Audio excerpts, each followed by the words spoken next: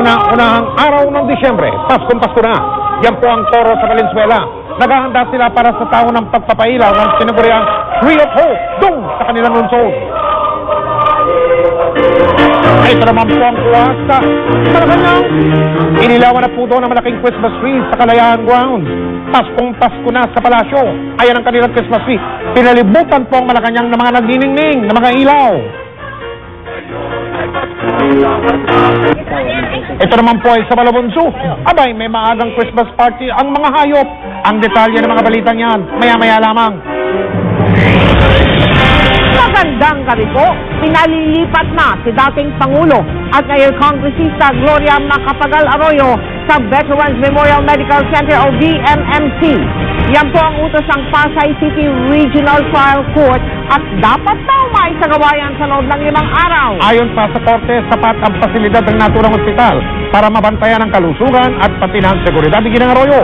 At yan ay sa gitna ng sinasabing banta sa kanyang buhay na galing sa kanyang kampo. Ang balitang yan, nakatutok si Mark Salazar.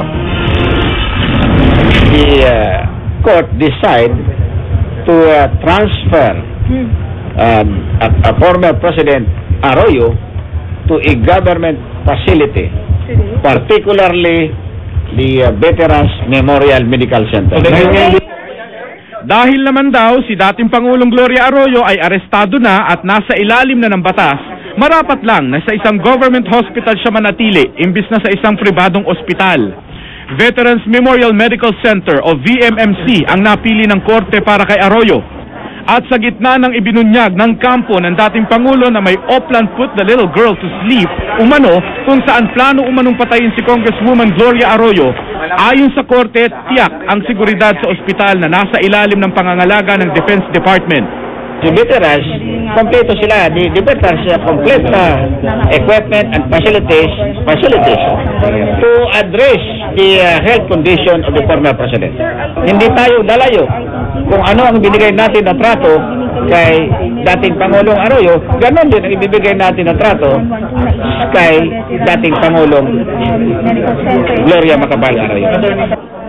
Ang pagdinig kanina ay tungkol sa apila ng kampo ni Arroyo ng 5 araw na extension sa St. Luke's Medical Center. Humarap ang doktor ni Arroyo na si Dr. Juliet Cervantes. Mula sa testimonya ni Dr. Cervantes, di raw nakita ng korte na nasa life-threatening situation si Arroyo. Pero ayon kay Cervantes, kailangan manatili ni Arroyo sa ospital dahil bukas uulitin ang colonoscopy sa kanya para tingnan kung gumanda na ang colitis matapos pa inumin ng antibiotics. Bit-bit ni Dr. Cervantes ang buong medical record ni Arroyo na tila inaaral niya pa bago sumalang sa witness stand. Sa huling colonoscopy ni Arroyo noong November 25, lumabas na kumalat pala ang colitis niya. 4 hanggang 7 beses din daw kung dumumi ang dating Pangulo dahil sa salmonella at 3 hanggang 4 na beses kung magreklamo ng abdominal pain. 5 araw din ang binigay ng korte para mailipat sa VMMC si Arroyo. Ibig sabihin daw, dapat sa Martes na ilipat na doon ang dating Pangulo. Pero ang mga abogado ni Arroyo, harassment ang ginamit na salita sa loob ng courtroom saan nila ay pagdadamot ng gobyerno na magandang medical treatment para sa kanilang kliyente. She's innocent as far as we're concerned, until proven otherwise. And the COMELEC has yet to prove that in court. And until then, there's no point in really persecuting the president by insisting that she transfer to a government hospital when a private hospital she's comfortable with is available. Due process is always observed. Walang harassment kasi nasa sugado na. Alam naman nyo, pag ang isang tao akusado, under the control and jurisdiction of the court, hindi mo na magawa ang gusto mo. Ang desisyong ipalipat si Arroyo sa veterans ay walang epekto at hiwalay sa musyon ng mga abogado niya para sa house arrest, bagay na sunod na didesisyonan ng korte. Mark Salazar, nakatutok, 24 oras. Puspusa na ang paghahanda sa Presidential Suite ng Veterans Memorial Medical Center kung saan ililipat si Congresswoman Gloria Arroyo. Nakatutok tong live si Julius Segovia. Julius, kamusta na yan? Yes, Mike, tuloy-tuloy nga ang pagsasaayos at pagkukumpuni ng Engineering Department ng Veterans Memorial Medical Center o VMMC sa kwarto na paglilipatan ni dating Pangulong Gloria Arroyo. Sa Presidential Suite sa loob ng VMMC compound, ililipat si dating Pangulong Gloria Arroyo. Mahigpit ang seguridad sa loob ng VMMC. Bawal ang media, pero pinayagan kaming sulyapan ang loob ng kwarto mula sa bintana. Ilang araw na raw itong nire-repair. Pinipinturahan ng mga pader, inaayos din ang kisame. Ilang days kaya bago matapos tong renovation na ito? Hanggang bukas kami siguro dito. Bukas sigurado hanggang alas 12 tapos na namin ito. May sariling CR ang master's bedroom na gagamitin ni Arroyo. Maayos daw ang supply ng tubig at may aircon.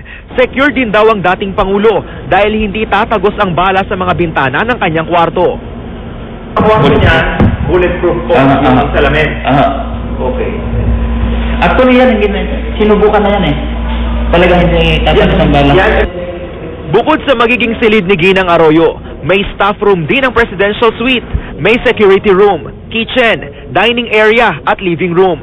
Naroon pa nga ang sofa na ginamit noon ni dating Pangulong Joseph Estrada nang minsan din siyang makonfine sa VMMC. We want to assure the public that the VMMC will provide the necessary accommodation, medical care, and courtesies fit for the former President and Congresswoman. Pangatlong Pangulo pa lang si Arroyo na gagamit ng presidential suite ng VMMC. Dito na hospital arrest noon si dating Pangulong Joseph Estrada. Ginamit na rin ang kwarto ni dating Pangulong Ferdinand Marcos. PNP naman ang nakatoka sa seguridad ni Arroyo oras na mailipat na siya sa VMMC. Kanina, nag-ocular inspection na ang Quezon City Police na itinalaga para bantayan ang seguridad sa ospital. Tiniyak din ng PNP na walang special treatment kay Arroyo. Bawal daw ang cellphone at computer sa loob ng presidential suite. So included in the order is the instruction that to avoid perception of VIP treatment, the use of private cell phones and computers will not be allowed inside the hospital. Hindi pa masabi ng PNP kung ilan ang ilalagay na bantay kay Arroyo. Pag-uusapan din ng PNP kasama ang iba pang ahensya ng gobyerno gaya ng National Defense, DILG at pamunuan ng VMMC kung paano ang magiging sistema sa pagtanggap ng bisita. Mike, bukas naman na magkakaroon ng security briefing ang iba't ibang ahensya ng pamahalaan para ayusin nga ang seguridad ng dating Pangulo sa loob ng VMMC. Kabilang sa mga posibleng pag-usapan ng sistema sa pagtanggap ng bisita at ang iba pang mga posibleng ipagbawal kay Arroyo na inaresto noong November 18 matapos isampang kasong electoral sabotage sa Pasay Court. Yan muna ang latest mula sa VMMC. Balik sa iyo, Mike. Maraming salamat, Julio Segovia. Natanggap na ng kampo ni Pampanga Representative Gloria Arroyo ang kautusan ng Pasay RTC. Mula sa St. Luke's Medical Center sa Taguig, nakatutok live si Victoria Tulas. Victoria. Mel, matapos ilabas ng korte ang transfer order para kay dating Pangulo Gloria Macapagal Arroyo, agad itong dinala sa kanya dito sa St. Luke's Medical Center sa Taguig. Ito ang transfer order na nag-uutos kay Pampanga Representative Gloria Arroyo na sa loob na 5 araw, kailangang lisanin na niya ang St. Luke's Medical Center sa Taguig at lumipat sa Veterans Memorial Medical Center sa Quezon City. Pasado 1:00 ng hapon nang iabot ng Court Sheriff ng Pasay City RTC Branch 112 ang court order sa dating Pangulo. Definitely, they cannot stay as long as there is an order coming from the court. Effective upon receipt. They will stay here for That is exclusive of the day of service. So if we will count from today is not yet counted as day 1. So tomorrow will be day 1, then Tuesday will be the day 5. Kaya naman pinag-uusapan na ng Southern Police District ang seguridad para sa paglipat kay Arroyo. As per coordination ng ating sheriff sa ating pinuno ng impila ng kapulisan, we will be having an interagency coordinating conference involving all the agencies involved para ma-lay out yung security plan in the transfer of the CGMA to veterans. The Philippine National Police and officers concerned are hereby extended to extend utmost respect and courtesy befitting the Congresswoman and former Chief Executive. Siniguro naman ng korte hindi bibigyan ng VIP treatment si Arroyo. Ipagbabawal daw ang cellphone at computer sa kwarto nito sa VMMC habang pag-uusapan pa kung sino-sino ang maaring dumalaw sa dating Pangulo. Ayon naman kay Attorney Ferdinand Topacio, isa sa mga abogado ng mga Arroyo, bagaman mas gusto nila ang house arrest para sa dating Pangulo, wala raw silang magagawa kundi sundin ang desisyon ng korte. Ang tanging concern lang daw nila ang seguridad sa VMMC.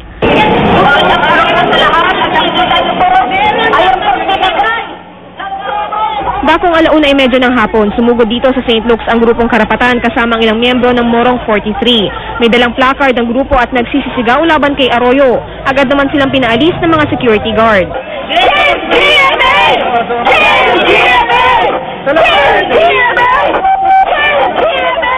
Bitbit din ng grupo ang sama ng Quezon City RTC Branch 226, kaugnay sa 15 million pesos suit na isinampa laban kay Arroyo. Kinulong kami sa Camp Bagong Diwa kasi sa punto na mga NPA daw kami. Kami mga medical workers. Ang claim ng naghuli sa amin, gumagawa daw kami ng bomba at saka baril. Kung sila raw ang tatanungin, dapat sa kulungan dalhin si Arroyo lalo't maayos na raw ang kalagayan nito.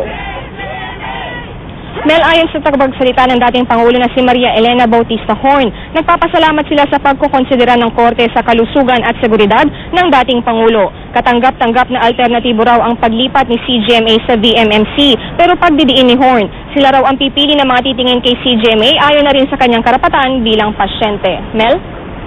Maraming salamat sa iyo, Victoria Tulan. Kathang isip lang, yan ang paniniwala ng Administrasyong Aquino sa umano'y banta sa buhay ni Pampanga Congresswoman Gloria Arroyo. Ayon pa sa pamahalaan, paiimbestigahan nila ito. Pero kailangan muna daw na pangalanan ng kampo ng mga Arroyo kung sino ang kanilang source. Ang sagot naman ng abogado ni Arroyo, sa palasyo mismo nang galing ito. Nakatutok si Cara David. Po ay dahil may mga nagsumbong na naman po sa amin na mga nasa administrasyon ngayon na meron po silang mga masamang balakin, no? Meron sila ngayong operation code, put the little girl to sleep.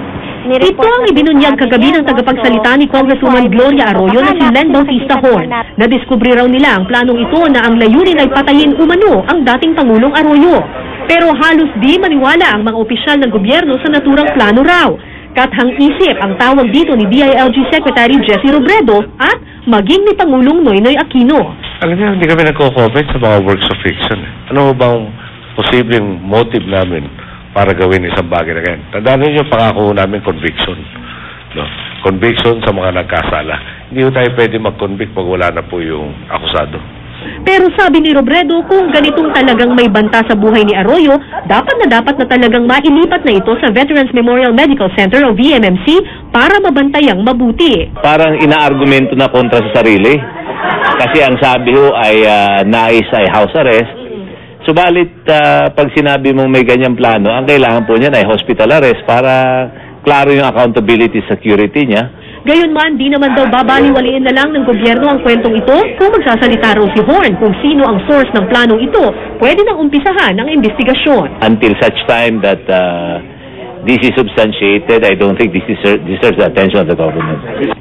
Pero ayaw sabihin ni Horn kung sino ang source nila. Kailangan daw nilang protektahan ito. Sabi naman ng isa sa abogado ni Arroyo na si Attorney Jose Flaminiano, dapat daw itong imbestigahan ng gobyerno para mapatunayan kung totoo. If it is not validated, how can you raise an issue like that if it is not validated? So it's very easy to concoct a grant for house arrest by just saying, may threat sa buhay ko, di ba? I don't think it operates that way. Ibinunyag naman ni Attorney Ferdinand Topacio na ang impormasyon sa Kill Gloria plot ay galing daw mismo sa loob ng palasyo. May someone from inside po, inside info po yan eh. Inside of what? Inside the government po, mga nagmamalasakit. Pero sa tingin ni Justice Secretary Laila de Lima, seryoso ang akusasyon kaya marami raw dapat ipaliwanag ang mga kaalyado ni Arroyo na nagbunyag nito. Sino naman po ang maniniwala niyan? Na you know, parang insinuation, saan lang gagaling yung threat na yan? Well, siguro ipa-explain sa kanila yan kung totoo man yan. Bagay na sinang-ayunan ng ilang senador, bagamat wala daw silang nakikitang dahilan para ipatumban ni Numan ang dating Pangulo, dapat daw itong maimbestigahan. That's a serious charge because if something happens to the former president under confinement, whether it is true or not, whether it is the palace has anything to do with it, the finger of suspicion would point towards Malacanang. I find it unbelievable, and this is an act of desperation. I am not surprised at the lies that they spread. Sa isang media interview, sinabi naman ni DBM Secretary Butch Abad na dapat magpatingin sa psychiatrist si Horn